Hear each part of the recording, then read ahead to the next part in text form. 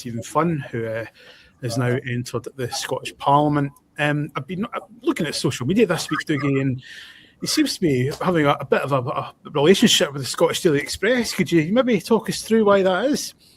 Well, this is the great mystery of Stephen Flynn's non-World Cup holiday. I have to confess, my colleague Ben Boron's been taking the lead on this, so he deserves any credit or criticism, might I add, that may be coming from it. But basically, Stephen Flynn, we were told a few weeks ago, was taking an extended break from Holyrood to attend the World Cup in the USA as part of the Tartan Army. He wasn't going as part of any official delegation. He was going off his own back with his own cash, albeit just a few weeks after he was given one of the most important jobs in Scotland as Cabinet Secretary for Transport and Economy. And then mysteriously, Stephen Flynn was absent from the first game against Haiti. I know Stephen Flynn, he is a Tartan Army foot soldier to his core. He's one of the few politicians who actually does like football rather than just jump on the bandwagon every 2 years when there's an international tournament. So it must have been gutting for him to miss that. There was then rumours that the reason he didn't travel was because his ESTA had been revoked, as many Scottish fans have found, including a good friend of mine who was meant to go on holiday next week, he's currently scrambling about trying to get a visa. It turns out that wasn't the case, and there just appears to be some sort of mystery over why he's here and not there. So do you think, I'll just throw this out there, I mean, my suspicion, now I don't know this for a fact, this is just my hunch, I'm sure Stephen or a member of his team can get in touch to say that I'm completely wrong if I am, but I do wonder whether that maybe people in the party have suggested to Stephen that his time would be better spent this week campaigning in his former constituency on behalf of the SNP's new candidate. Would that be fair? Because he'll be there for the Morocco game, but he's missed the Haiti game, and fingers crossed we can get another 3 points on Thursday. But you'd hate to think he'd missed that, that glorious victory if it's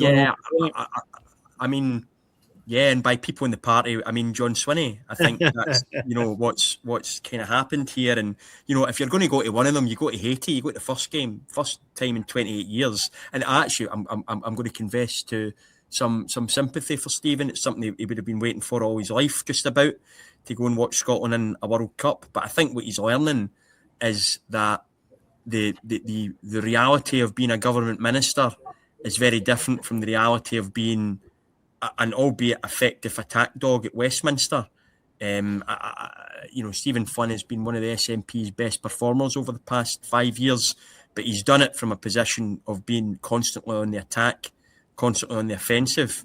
And what I think he's maybe finding is that being constantly on the defensive, having to defend policy, having to defend your record, it's a very different skill from what he's maybe used to. And I think that cut and thrust of Westminster really suited him.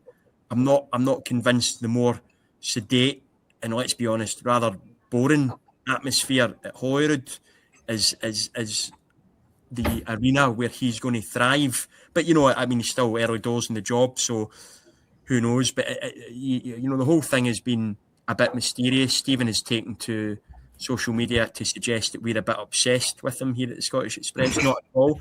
I think if a Scottish minister had his ESTA revoked, I think that's a perfect legitimate. Yeah, I would like to view it as we are obviously holding senior Scottish government ministers, of which Stephen is one. Of course, he is a new member of the cabinet. We're just fulfilling our role in the fourth estate as scrutinisers.